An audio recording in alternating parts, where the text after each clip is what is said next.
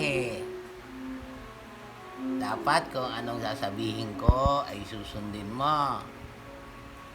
Hindi ka pwedeng maging matigas ang ulo. Maliwanag, bakla.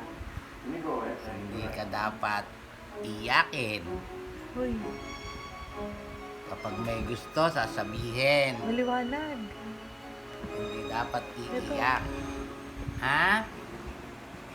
Dapat ganun ka lang.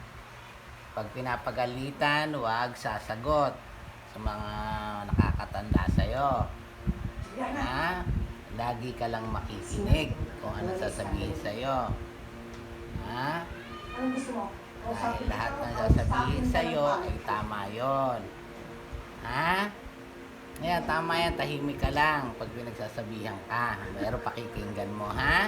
Naiintindihan mo ba yung sinasabi ko? Dapat mabait kang bata.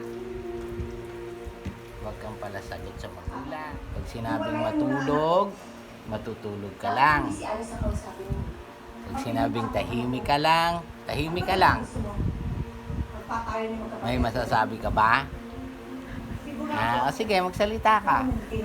Kung anong gusto mong sabihin. Gawin mo yun. Sumobra naman yata ang bait mo.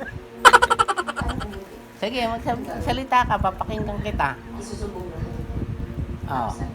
Wala ka nang sasabihin. Alam mo na. Naintindihan mo lahat yung sinasabi ko sa'yo. Ha? Magpapakabait ka lang. Ha? Matapang ka. Dapat lagi kang matutulog para lagi paglalaki ka. Wala ka. Ha?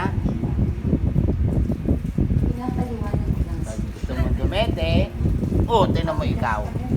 Hindi pa ako tapos magsalita sa'yo. Ay, kinig ka ba? Naintindihan mo na, ha? Magkakaintindihan tayo. Ha? Ha? Naintindihan mo lahat yung sinasabi ko sa'yo. Pagsak na yung ulo, antok lang. Okay, sige. Sige, natulog na, ha?